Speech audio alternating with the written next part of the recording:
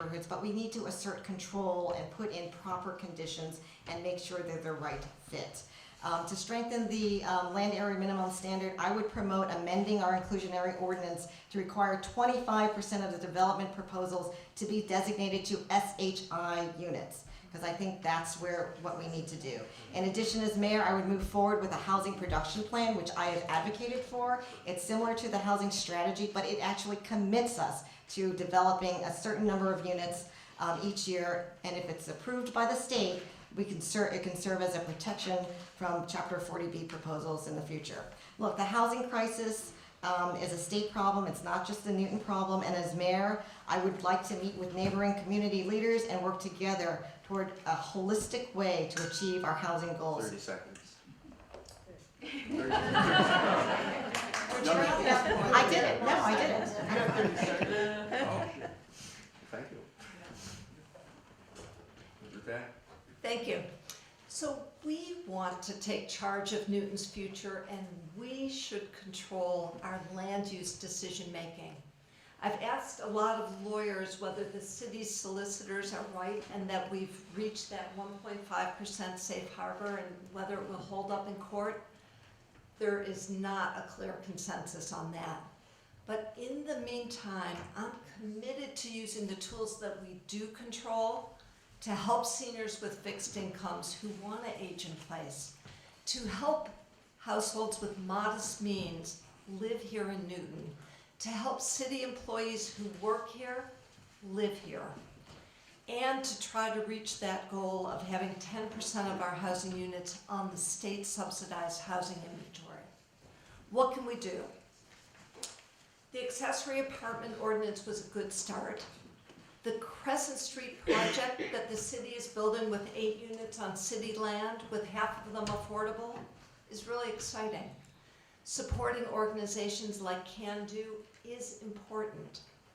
In the right place, at the right size, multifamily buildings with retail on the first floor in a village center that has mass transit is an important option.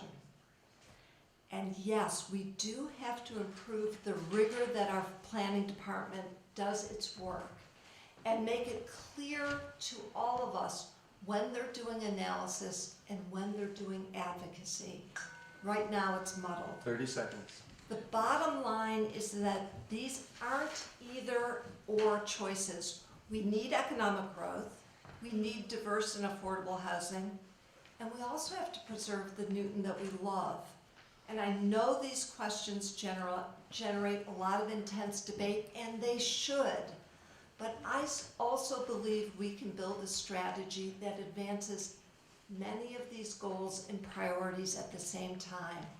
This is not about anti-development or pro-development. It's about being pro-Newton. I just want to make a little observation. In this room, there's a lot of expertise about 40B, and we're quite confident we've surpassed the 1.5%. The ZBA has invoked it consistently since the first time. There's no going back on it, and I'll just give you a hint. One thing you can do to protect the 1.5% is to protect and augment the amount of public use zoned land in Newton. It's a no-brainer. I want to get to some other questions, and I want to do this differently from the others. I want to go through really quickly and just get a yes, no, or I'm not sure yet kind of answer from you. The first thing I want to bring up has to do with the confusion about the law of supply and demand. People often say, just add more housing units, housing will become cheaper. And I don't agree. The relationship between increasing density and rising housing prices in desirable areas has been well documented by economists at the London School of Economics and other institutions. If adding units to desirable areas made housing cheaper, Manhattan, San Francisco, and Hong Kong would be some of the most affordable places to live, not the most expensive. And upzoning, allowing more units to be built on a lot, increases the lot price because the speculator will pay more to get it, as Mr. Korf did with the Orr block. And that's happening routinely in Newton. Since densification, whether through overly generous special permits or the zoning reform process, which seems to be being driven by developers, densification is making Newton less affordable for everyone and literally displacing some people. I want to know how you feel about the following ideas. Would you do the following? as mayor? Could you just give me a yes, no, or I'm not sure yet? Would you restart the zoning reform process with an emphasis on preserving and reducing existing densities, preserving and adding to public use zone land, and seeking public use zoning for Webster Woods, golf courses, and college campus land? Let's start with you, Ruthanne. So you're asking 3 different questions, right? Yeah. Would you So do them one at, Okay. go through, the last one, College campus? Yes. Yes, good. but to help me out. Golf courses? Would I Would you negotiate with golf courses to get them rezoned as public use? try?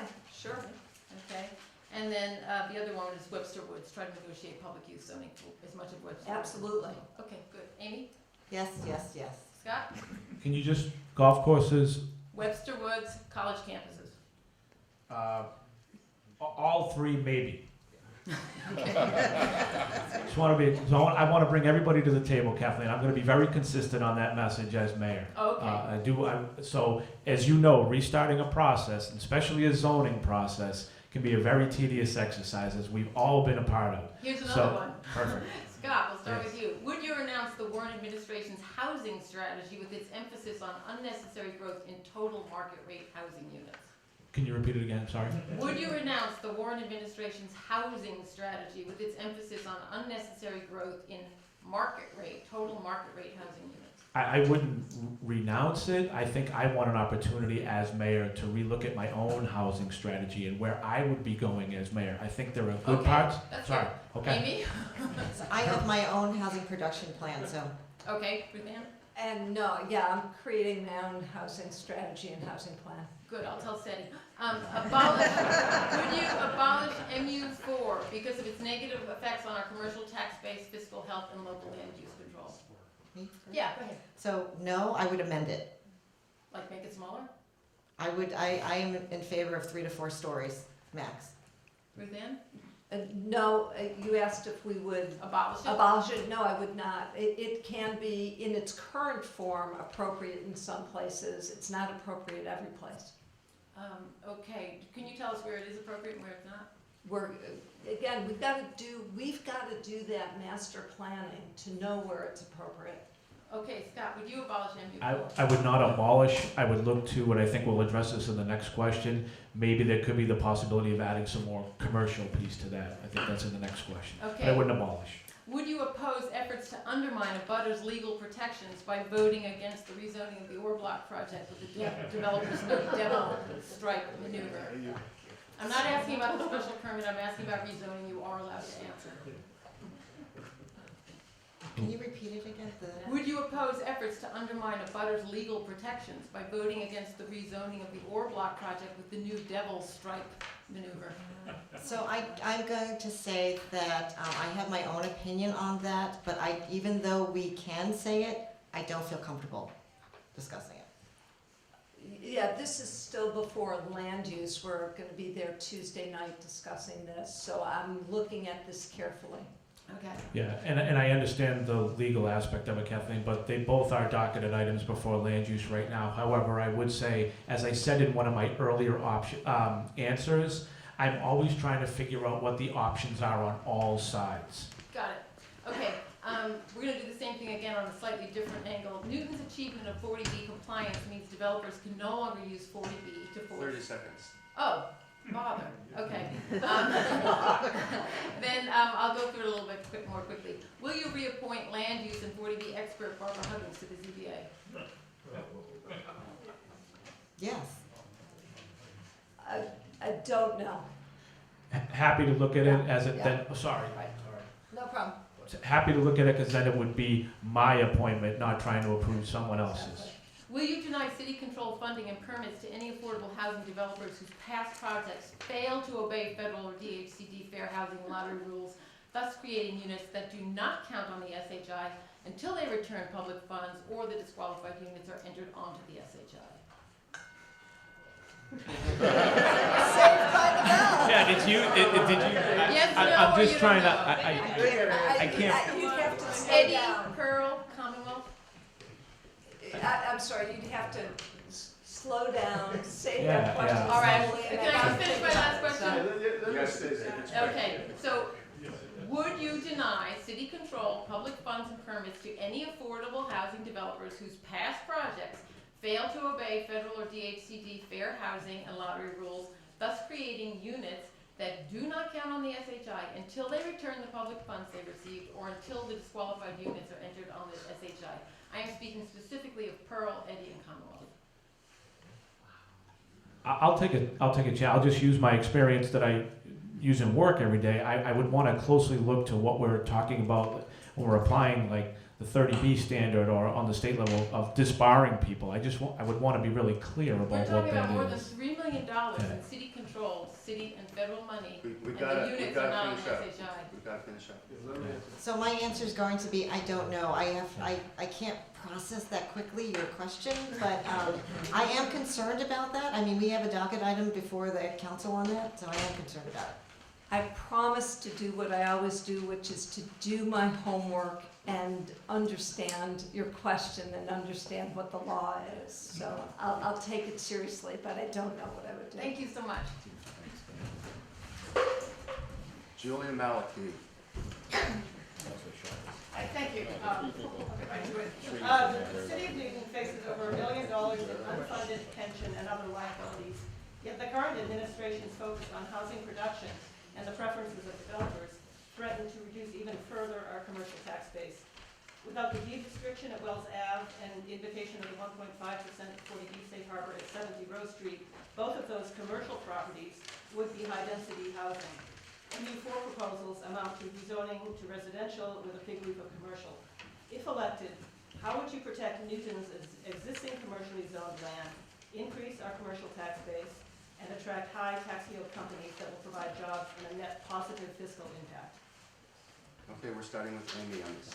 So Newton has spent the last 50 years focusing on housing and residential growth, but now's the time to develop a strategy for business growth so we can support our city. Our city is really well suited to locate businesses here because we're located between the Mass Pike, 128. We have transportation services, albeit not as frequent and reliable as we'd like, but we at least have the access to transit. What I think we need to do is provide businesses with predictable zoning and predictable timetables. And if we really want to attract companies that will provide jobs and a net positive fiscal impact, that means we're going to have to make the city attractive to the young workforce. It's providing a variety of housing options and amenities for them. I think our MU4 can be amended, so it's, even though it does have that fig leaf of commercial space, we have to increase the amount of space that we want and lower the amount of residential. And MU4 currently has a bonus, a density bonus or height bonus for the for residential factor. I think we should do something like that for commercial factor. And we also should not rezone any commercially zoned land. Thanks, Ruthanne. So despite SETI's work, the next mayor is going to have real challenges to tackle to keep Newton financially sustainable. Here's why.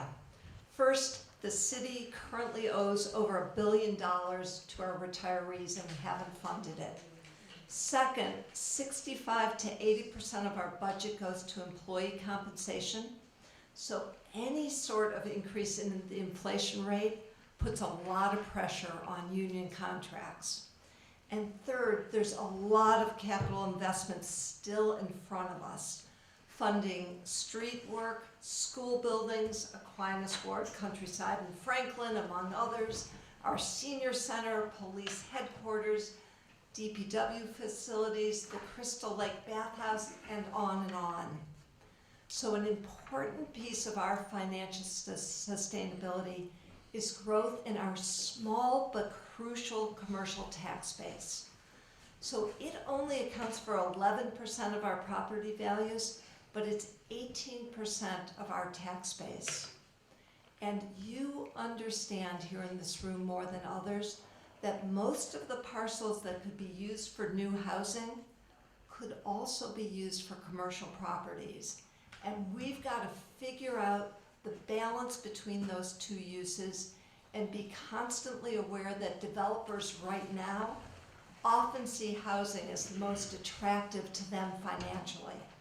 But we have to decide what's best for Newton. Let's take charge of our future and proactively attract businesses to Newton. That means creating a plan, and here's some elements of my plan. Create those master plans for villages. Build public-private partnerships, for example, with shuttles. Take care of our infrastructure. For example, at Wells Ave, fix the road, plow the streets, make sure the traffic light works. And of course, fill our vacant economic development planner position, which SETI has said he's going to leave open for now. Thank you. Julia, it's the first time I think I've heard you ask a question that didn't involve trees. So, Getting it to that threw later. me off big time. Getting to that later. But I, as mayor, in my administration, will look very closely at all of the ongoing viability of our commercially zoned land here in the city, follow through and or implement an assessment, a strategic plan of commercially zoned land here in the city. But I do want to work diligently with the Chamber, the Economic Development Commission on real solutions to this. I'd like to see the Economic Development Commission have a real voice in where we're going, as they could provide a lot of expertise and advice.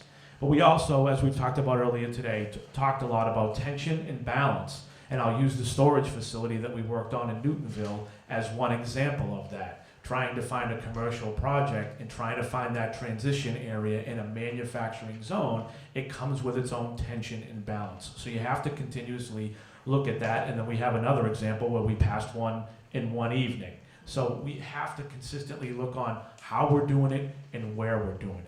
As I mentioned earlier, I'm also open to revisiting the MU44 commercial, but again, looking at that and understanding the impact and the balance that comes with any perceived congestion, traffic, need for more parking, and how that works. I do want to have a robust conversation about air rights in the city. It's one thing we talk about air rights all the time here in the city, and the discussion stops at, well, it's too expensive. Well, let's let the residents understand why it's too expensive, what we could do, gear that more towards commercial, possibly residential, but a lot of what I hear is connecting that also with open space. Do we look at potentially another zone? I don't know, but I want to be able to put that on the table and have a comprehensive, robust discussion with residents, businesses, and all stakeholders. Real input driven by residents. Thank you. Okay, sure those issues will get explored further in future events like this. I have some other fiscal-related questions. The mayor's fiscal year 2018 school department budget of $219 million is described as 55.5% of the city budget. But if you add to that the portion of the debt service, the pension and retiree health care funding, health services, property insurance, water and sewer, building maintenance, plus the crossing guards, and then the $500,000 for school bus parking that the mayor just said the city will pick up. It comes out, I calculate, 63% of the FY18 budget is related to schools, and continued residential growth is going to drive that even higher, which will create more incentive for people to move to Newton when their kids are school age and move out when their kids graduate. That's not a financially sustainable situation. Should there be a limit to what percent of the city budget is devoted to schools? And let's keep it to 30 seconds. No, you cannot create a fast rule on that. The city budget, the largest part is the school budget, and we're going to have to manage our revenue growth and the expenses. Yes, our municipal and school budgets, they're both really important. And I would never suggest a rigid cap on the school budget. As a budget professional who someone does this on a day-to-day basis, managing a $70 million budget, I think it would be extremely hard to put a specific cap on. You're trying to understand what your core services are, how you plan for those 1 year, 3 year, 5 years out. I think that that's vitally important on where we're going, what services that you're providing. But and in terms of the bus that you mentioned, I want to get back though, Julia, to make sure that we understand that the school department is actually paying for curriculum and education and the core services that department should be providing. We pick up, I think it's close to $28 million we talked the other night about in services for the schools. But in terms of the bus, issue that we talked about that the city picked up, that extra $500,000, again, it gets back to tension and balance. We looked at the neighborhoods and where we were trying to implement that. It was a very, very tough situation. I don't think any three of us at the table wanted to spend that money, but we went over that very carefully on how that was going to work, and the quality of life would have been impacted for a number of people. Yeah, not so much concerned with the decision as to how to count it Fair enough. and reflecting it, as Lyle Baker said the other night, are we considering the impact on our costs and schools when we make development decisions? Amy? So I agree, I wouldn't put a hard and fast number or hard and fast rule. I think education is extremely vital, and it's what drove many of us to move to this community and still is a big driver. But what we have to be clear on, we're not going to take all the costs from the school department. Our municipal services are important for a large percent of our residents, and we're just going to have to figure out a way that we can match revenues with our growth. Yeah, I asked because it just seems like we could hit 70, 80, 90% and there's no restraint. I understand, yeah, I understand. Regarding the unfunded liabilities, fully funding the retirement system depends on the city increasing its contribution by 9.6% per year, every year through 2029. In dollar terms, that's 24 million last fiscal year, 37 million it would be in FY22, which would be the last year of your first term, 54 million in FY26 if you got a second term. How would you meet those targets? Would higher shares of employee and retiree health insurance payments be part of the solution? And would you propose a debt exclusion? I think we can start with Fernandes. Whoever wants to jump in. So I've been a proponent for debt exclusion override, similar to what Wellesley has done. I don't know what the number would be. I don't know if we tried to fully fund it that way. Again, we're coming up to very tight financial situation for the city. We have more schools that we have to deal with. We're already had faced a $2 million budget problem with the schools. So we've got to look at it very carefully, and I think one of the options that we need to do is look at more health options for the city. We only have like 2 options for the city employees to go into. Did we keep to about 30 seconds there? I heard a bell. Okay. So when I run the numbers, they confirm what you're saying, Julia. Retiree benefits right now are about 10% of the budget. I see them growing, if we don't change anything, to almost 20% of the budget in the next 15 years. That would crowd out so much of what we do, not only the schools, but on the municipal side. So this is a serious, serious issue, and we're gonna have to sit down. We're not gonna change our retiree benefits to those who have already retired. We shook their hand, we made a promise, we owe them. But managing how we do it financially and with our new employees is a really different thing. And just quickly, you make mention of the 9.65% that would get us to funding that almost, well ahead of schedule. Most recently, what we've learned is that based on the performance of the fund, that actually may have to be increased even more to fund that ahead of schedule. So we are going to have to take a long, hard look at what we're doing and how that affects the rest of the city going forward. But I do believe that having the 2 bond-rated agencies that did approve of the plan moving forward, the saying that it is fiscally sound is something that I would keep to, but I think the performance of the fund will have to be looked at, as we learned just recently in an update from our council. Yeah, I'm not sure I heard any ideas how to actually meet the schedule, but is there time for one quick question? No. Operating override? If it's extremely quick, Yeah. the answers are extremely. Do you anticipate? I would not propose a debt exclusion override to fund the plans. For operating expenses, do you envision the need for an operating override in your first term?